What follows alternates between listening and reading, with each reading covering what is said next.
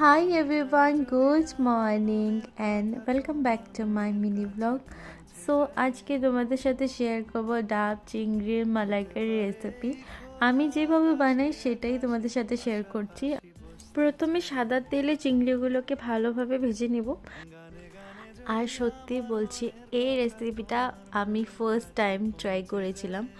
আমি মার হাতে খেয়েছি আর আমার হাজব্যান্ডের হাতে খেয়েছি, বাট আমি আমার মতন করে আমি ফার্স্ট টাইম আমি বানাচ্ছিলাম।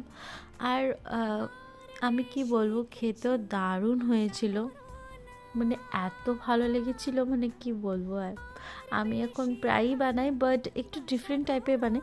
কিন্তু সেদিন যেটা বানিয়েছিলাম এটা সিম্পল বানিয়েছিলাম, বাট অনেক ভালো লেগেছে।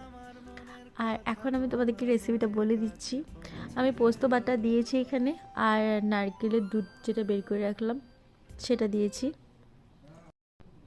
আর যা যা মশলা লাগে সেগুলোকে আমি দিয়ে দিচ্ছি। তোমরা ভিডিওটা ভালো করে দেখে যাও, তাহলে এই রেসিপিটা কি করে আমি বানালাম তোমরা দেখতে পারবে।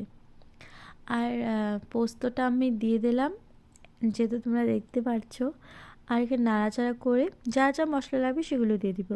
হলুদ, লঙ্কা গুঁড়ো একটু একটু করে দিব, যেহেতু মালাইকারি সাদাই ভালো লাগে, বেশি হলুদ ভালো লাগে না। আর লাস্টে আমাদেরকে দিতে হবে একটু চিনি, কারণ মিষ্টি মিষ্টি ভাবটা আসবে, সেজন্য দিয়ে দিব হালকা করে চিনি। আর দেখতে পাচ্ছ আমি ভাজছি, ভালো করে ভাজা হয়ে গেলে চিনিটাকেও দিয়ে দিলাম। দেন আমরা অ্যাড করব চিংড়ি, যেটা মেন আর কি। চিংড়িটাকে দিয়ে নাড়াচাড়া করে একটু করে জল দেবো, বাস একটু করে জল দেবো, বাস আমাদের রেসিপি রেডি। কেমন লাগলো ভিডিওটা আমাকে কমেন্ট করে জানিও। বাই।